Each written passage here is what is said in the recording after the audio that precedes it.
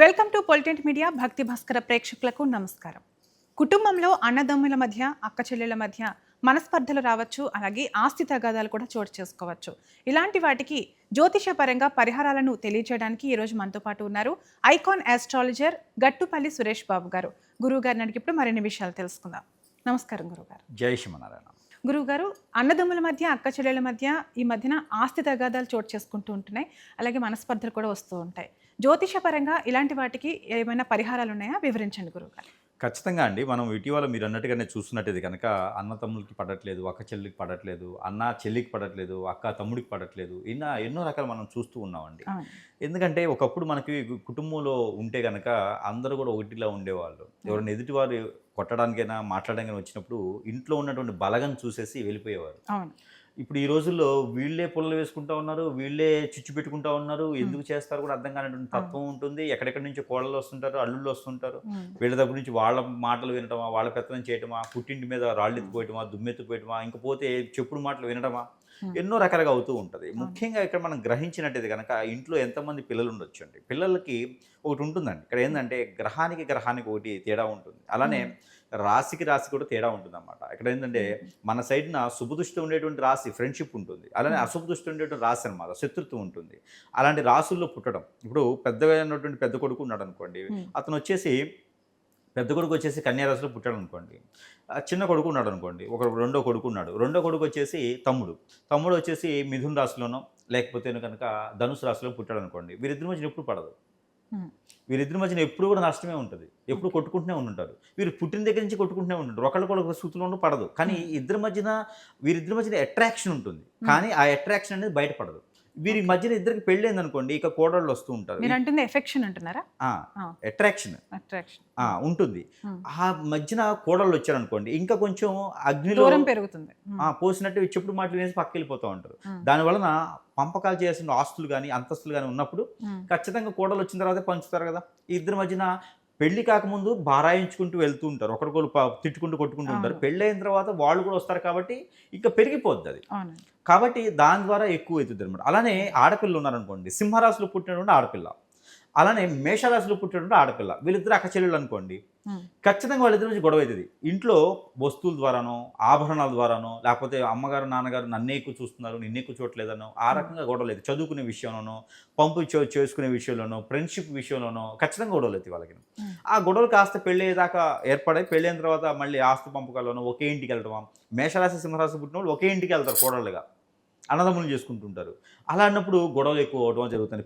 అంటే పుట్టినింట్లో నుంచి మెట్టినింటికి వెళ్ళేటప్పుడు కూడా సరైనటువంటి సారి తీసుకుపోవటం వల్ల అక్కడ వాళ్ళ వల్ల అత్తలు మామూలు వాళ్ళు ఇబ్బంది పడటమా, వాటి వల్ల ఆ స్ట్రెస్ అంతా ఉదిష్టించి పుట్టింట్లో పెట్టడం వలన ఇలా ఇబ్బందులు పడుతూ ఉంటారు. ఇక్కడ అన్నదమ్ములు భాగాల నుంచి ఇబ్బంది పడాలంటే చాలా రకాలు ఉన్నాయండి.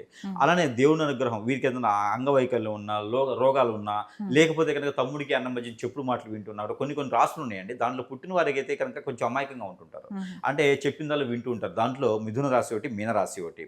ఆ రాశి వాళ్ళు ఏమవుతారంటే కనుక ఎదుటి వాళ్ళు చెప్పింది వింటూ ఉంటారు, సరేలే పోనీలే అని చెప్పి అంటుంటారు.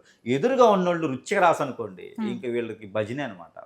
ఎదురుగా ఉన్నోళ్ళు రుచిగా రాసైతే వీళ్ళు దమాయిస్తూ ఉంటారు, ఇక దొరికారు కదని చెప్పేసి అని బెదిరించి బతికేస్తూ ఉంటుంటారు. అంటే అందరూ అలా ఉండరు, కానీ ఆ రాశికి ఉన్నటువంటి సంభాషణ విశ్లేషణ ఉంటుంది. వృశ్చిక రాశి వారు మంచివారే. అదే సింహరాశిలో తమ్ముడు అనుకోండి, వీరే ఇచ్చేస్తుంటారు. ఇంకా కన్యారాశిలో తమ్ముడు అన్న ఉన్నాడు అనుకోండి, వద్దురా బాబు నువ్వు పెట్టుకో, నువ్వు సంపాదించుకో, నేను మళ్ళీ సంపాదించుకున్నా అంటారు. అదే మిథున రాశిలో ఉన్నటువంటి అన్న తమ్ముడు ఉన్నాడు అనుకో, వృశ్చిక రాశి వాళ్ళకి ఖచ్చితంగా గొడవలు అవుతాయి. ఆ గొడవ సఖ్యత బాగుంటుంది, వీరికి సఖ్యత ఉండదు. కాబట్టి ఇక్కడ రాశికి మధ్య ఉన్నటువంటి వ్యత్యాసం, ఈ వ్యత్యాసానికి ఇక్కడ ఫ్రెండ్షిప్ ఉందా, లేదంటే ఇక్కడ మధ్యస్థంగా ఉందా, లేదంటే కనుక ఇక్కడ వీళ్ళకి ఇంకా గ్రహస్థితి బాగలేదా, ఇవన్నీ కూడా గ్రహించుకోవాలి. ఇంకా లోపాలకి ఇట్లా ఏమైనా ఉన్నాయనుకోండి, అవన్నీ కూడా పరిహారాలు చేసుకోవాలి ఖచ్చితంగా.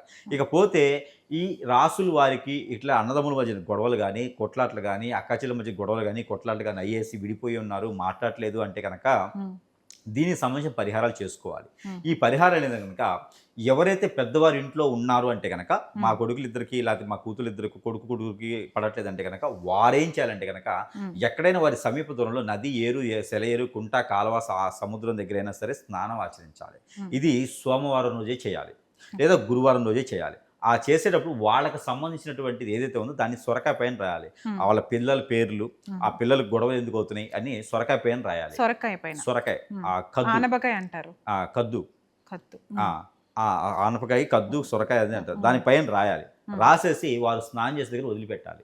ఇది పెద్దవాళ్ళు చేస్తుంది. పెద్దవాళ్ళు పట్టించుకోవట్లేదు, చిన్న కొడుకులు కోడళ్ళు ఉన్నారు, వాళ్ళ అన్నదమ్ముల మధ్య పడట్లేదు అనుకుని వారు ఏం చేయాలంటే కనుక ఎవరైతే మంచితనంతో ఆలోచించారో వారు నా వైపే రావాలి, కోర్టుల విషయాలు కానీ ఆస్తుల గొడవలు కానీ ఇవన్నీ నా వైపే రావాలి, నేను మంచిగున్నాను అనుకున్న వారు ప్రతి ఒక్కరు కూడా వాళ్ళకి న్యాయం జరిగేలా ఉంటే అందరూ చేసుకోవచ్చు. ఇది ఏంటంటే కనుక ఒకటి సుబ్రహ్మణ్య స్వామి దగ్గర 41 రోజున వాళ్ళకి సమీపంలో ఉన్నటువంటి సుబ్రహ్మణ్య స్వామి ఆలయం దగ్గర 41 రోజు పాటు ఉప్పు ఉంటుంది, కళ్ళుప్పు.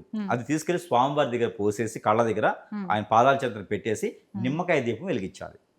ఇది ఒకటి పరిహారం చేసుకోవచ్చు. రెండోది అక్కడ అమ్మవారి లలిత సహస్రనామం అనేది పాటించుకోవాలి స్త్రీలైతే కనుక. ఇకపోతే సంధ్యావదనం అని ఉంటుంది, సంధ్యావదనం చేసుకోవాలి పురుషులైతే కనుక. ఇక స్త్రీలైతే కనుక ఈ హనుమాన్ చాలీసా కూడా పఠించుకుంటూ ఉండాలి. ఈ స్త్రీలైతే కనుక రాహు కాస్త దోషం అంటారు అనమాట, రాహుకాల దీపం అంటారు. ఈ రాహుకాల దీపం పెట్టడం ద్వారా కూడా అక్కాచెల్లెల మధ్యన గొడవలు విభేదాలు తగ్గుతూ ఉంటాయి అనమాట. అంటే ప్రతిరోజు కూడా రాహుకాల దీపం అనేది ఒక్కొక్క రోజు ఒక్కొక్క సమయం వస్తుంటుంది. కాబట్టి ఈ రాహుకాల దీపం పెట్టుతూ ఉండాలి. అదే కనుక ఈ పురుషులైతే కనుక ఈ సుబ్రహ్మణ్య స్వామి దగ్గర దీపం పెట్టుకుంటూ ఈ కద్దు అనేది కూడా చేసుకుంటూ, ఇకపోతే గోధుమ రొట్టెలు కుక్కకు పెడుతూ ఉండాలి. ఎప్పుడైనా ఒకసారి శివాలయంలో అభిషేకం చేసుకుంటూ ఉండాలి. ఇవన్నీ కూడా చేసుకుంటూ ఒక ముగ్గురికి బట్టలు దానం చేయాలి. కొత్త బట్టలు, పాతవి కాదు, కొత్త బట్టలు, శారీస్ కానీ షర్ట్లు ప్యాంట్లు కానీ ఒక ముగ్గురికి పేదవారికి దానం చేయాలి. చుట్టాలకి బంధుమిత్రులకు కాదు, పేదవారికి దానం చేస్తూ ఉండాలి. ఇలాగే మనం తినేటువంటి ముద్దలో తొలి ముద్ద తీయాలి 11 రోజుల పాటు. తొలి ముద్ద తీసి షింకులో కానీ డస్ట్బిన్లో కానీ 11 రోజుల పాటు చేయాలి. మనం తలుచుకోవాలి ఏం కావాలి అనే సంకల్పం తలుచుకొని చేస్తూ ఉండాలి. ఇలాంటి చేసుకుంటూ ఉంటే కనుక ఇలాంటి పరిహారాల ద్వారా అయితే ఖచ్చితంగా అన్నదమ్ముల మధ్యన విభేదాలు తగ్గేసి ఆస్తి కానీ ఇంకేదైనా తగాదులు ఉంటే కూడా ఇద్దరు ఒకటే దానికి ఎక్కువ అవకాశాలు అయితే ఉంటాయి. ఓకే, అన్నదమ్ముల మధ్య అక్క చెల్లెల మధ్య వచ్చే విభేదాలను తగ్గించుకోవడానికి ఎలాంటి పరిహారాలు పాటించాలో చాలా చక్కగా వివరించారు. ధన్యవాదాలు గురువుగారు. చూసారు కదా, గురువుగారు మాటలు మనం తెలుసుకున్నాం కదా. అన్నదమ్ముల మధ్య అక్క చెల్లెల మధ్య వచ్చే విభేదాలకు, ఆస్తి తగాదాలకు ఎలాంటి పరిహారాలు పాటించాలో ఈ వీడియో మీకు నచ్చినట్టయితే లైక్ చేయండి, మీ బంధువులకు, స్నేహితులకు షేర్ చేయండి. ఇలాంటి ఆధ్యాత్మిక విషయాలను తెలుసుకునేందుకు మన ఛానల్ని ఇప్పుడే సబ్స్క్రైబ్ చేసుకోండి. సర్వే జన సుఖినో భవంతు.